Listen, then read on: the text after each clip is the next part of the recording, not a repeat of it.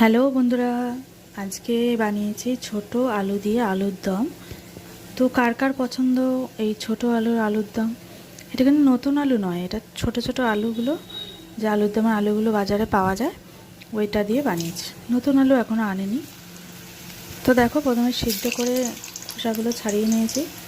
তারপরে একটু কড়াইতে সর্ষের তেল দিয়ে একটু ভাজা ভাজা করে নিচ্ছি নুন হলুদ দিয়ে। তো তারপর একটা মশলা তৈরি করে নিলাম। টমেটোটাকে পেস্ট মতো করে নিয়েছি হাতে ঘষে। মটরশুঁটি তো অবশ্যই দিতে হবে, ধনে পাতা তো লাগবেই লাগবে। তো তারপরে দেখো, একটা ভাজা ভাজা হলে মটরশুঁটিটা আমি দিয়ে দেবো এখানে। তো এখন তো মটরশুঁটি উঠেছে, তোমরা মটরশুঁটির কচুরি নিশ্চয়ই খাওয়া হয়ে গেছে সবার। তো আমি এখনও করিনি, পরে করব। তো দেখো, এখন এই টমেটোটা পেস্ট মতো করে নিয়েছি।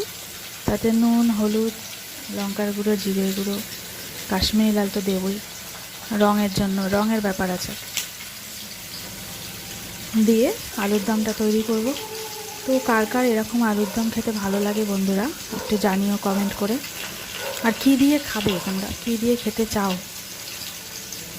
এই আলুর দম দিয়ে আমার মনে হয় সব রকম সব কিছু দিয়েই ভালো লাগে। ভাত দিয়েও ভালো লাগবে, সাদা রুটি হলে তো আরও ভালো লাগবে, রুমালি রুটিও ভালো লাগবে, পরোটা লুচি যা দিয়ে বানাও। তো এরকম একটা সিম্পলভাবে বানিয়ে ফেলো আলুর দম। দেখো, একদমই সিম্পল। একটু মিষ্টি দিয়েছি আর একটুখানি টক টক মিষ্টি মিষ্টি ঝাল ঝাল এই একটা আলুর দম বানাচ্ছি মটরশুঁটি আর ধনে পাতা দিয়ে। তো কেমন লাগলো তোমাদের বন্ধুরা একটুখানি কমেন্ট করে জানাবে, ঠিক আছে?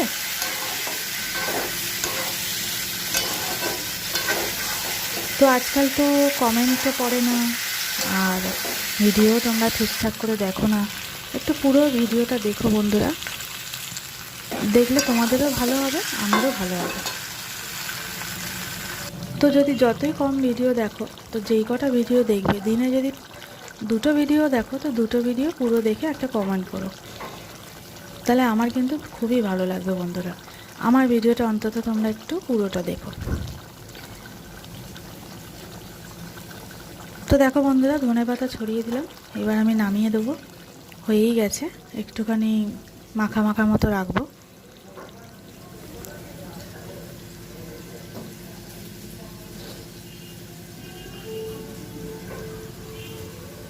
তো দেখো কালার কেমন হয়েছে, ঠিকঠাক আছে তো?